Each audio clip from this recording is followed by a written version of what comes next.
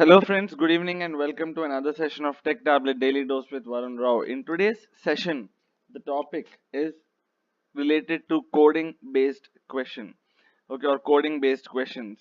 And there's one thing that I wanted to tell you before we go ahead in this video. That is, see, if you look at most of the videos that I've prepared or that you've been going through over a past couple of days for your interview and season 2 in particular, I have you would find many questions probably, or you would find a couple of questions in every video which is repeating or which is here and there. But I also want you to make a note that I've tried to come up with different points using different comparison parameters. Like in one of our previous videos, we have used about this question, that is about work area, and we have compared work area to field symbols in our previous video, and in this video we are trying to compare work area with internal tables. So there you have a different set of points for work area, and here you have a different set of a whole new set of points for work area. So in fact, in this way you are also able to compare something, and using this methodology your ability to remember something using relative comparison would grow, and because of this you would be able to remember more. And apart from this, you would also be able to learn more and more, rather than jotting down 15 points in just one page and squeezing them into you. I think it's better that you take 5 at a go and keep them slow and steady, so that you learn more and you understand things faster and easier. So that's the aim. So it's with that aim that I'm coming up with these videos, so that it becomes easy for you to understand and faster for you to digest. Alright, so the first question that we have is explain few additions to parameters and select option statements. Okay, so here the interviewer is basically asking us to tell us some additions that we could use to the word parameters and select options. So when you talk of additions to parameters, we have obligatory default as checkbox, radio button group as list box, and memory ID. So obligatory is the keyword to provide the input field as mandatory, and default is used to provide the default values to input variable. So basically obligatory and default are used for input fields or input variables. Then you have checkbox, which is to define the checkboxes in selection screen. You have radio button group, which is for radio button. You have as list box, which is used to define the drop down list in selection screen, and memory ID to access the field value from one session to another session. Then you have additions of select options. I've written a few here: no extensions, no intervals, default, and match code. So no extensions. This addition is used to hide multiple selection button in the selection screen. So the name itself would be able to give you 50% of the clue, just in case even if you forget, or be whatever the case, even if you are stressed out, or if it may be interview fear, the name would speak a bit for itself. So you should be able to catch something from the name, and then I think the competition would become a bit easier for you. So you have no extensions, which is used to hide multiple selection buttons in selection screen. You have no intervals, which is to hide the higher limit of selection options in the selection screen again. Then you have default, which is an addition to pass the default values to upper and lower limits.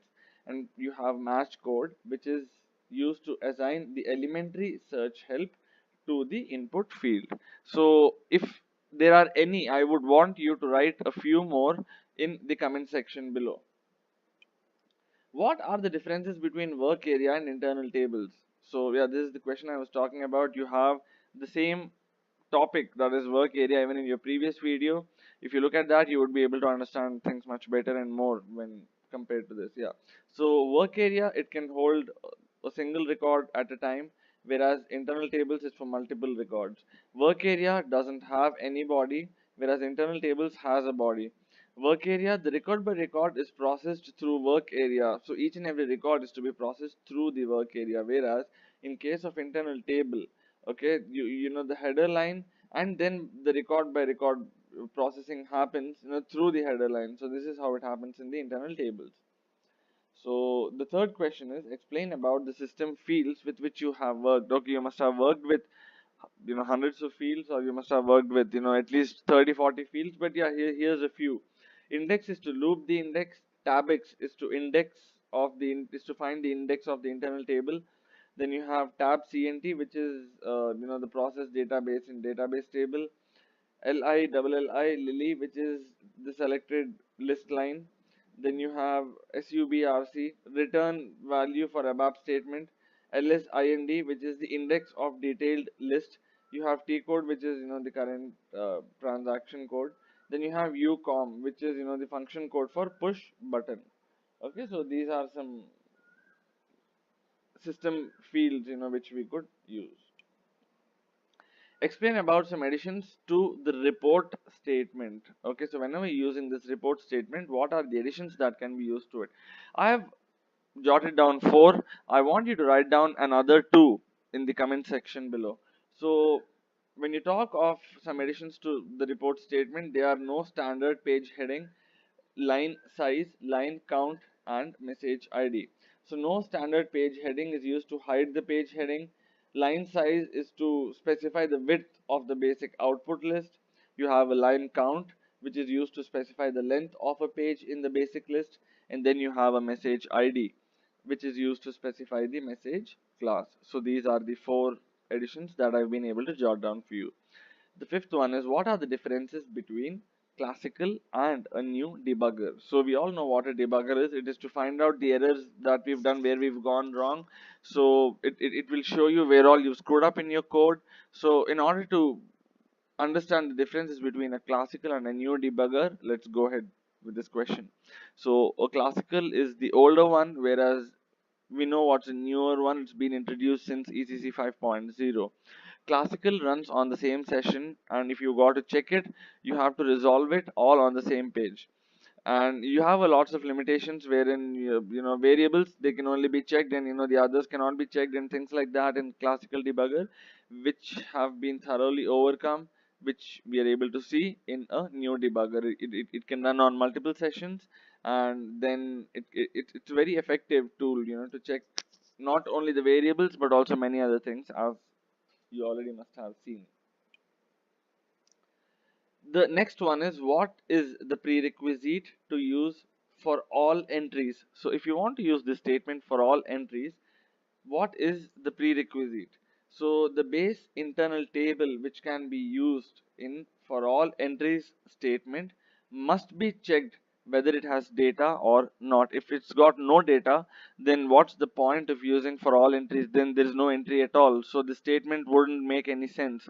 So that is why, if you can just think for a second about the question that's been given to you, many a times you would be able to find more than 50% of the answer in the question itself. All that you've got to do is sit, think about it for a second, and then answer. You just don't have to rush into your answer and come up with a conclusion. You can just take your time, understand what he's asking, frame your answer, and then you can come up with your response.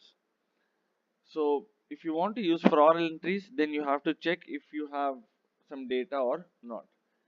What is the prerequisite to use binary search addition with read table statement? So the internal table, whatever you have, it must be sorted before binary search addition is used. If it's not sorted, then there's no point of using a binary search addition. Okay. The ninth one that we have is, what is default event? So the default event is start of selection. This needs no question and answer. I mean, it's way too easy, and this is a very beginner level question. But then if no event is used in the entire program, then only then it would be executed under this event. Otherwise it would execute as per your coding sequence. Then the last one is, in which order are the events of classical report triggered by the driver program? So this is one important question, guys. We all know what are the different events that are present, but then it's very important for you to also remember the order. We many times come up with initialization or start of selection, but then no. Let me just go ahead with the order. The first one is load of program. The second is initialization. Third being at selection screen. Fourth, then it starts. Fifth, end of selection screen. Sixth is top of page, and seventh is end of page. So it all begins with loading, and ends with end of page. So there are 7 steps which come here in between. So do memorize them thoroughly. Okay, and I wish you all the best for the up the upcoming interviews, or if that you're about to appear. I hope this video that has been created, it comes of some use to you. If that's the case, then do press on the like button below and do share this video so that other people also can get benefited because of this. Thanks a lot for watching. You have a great day there.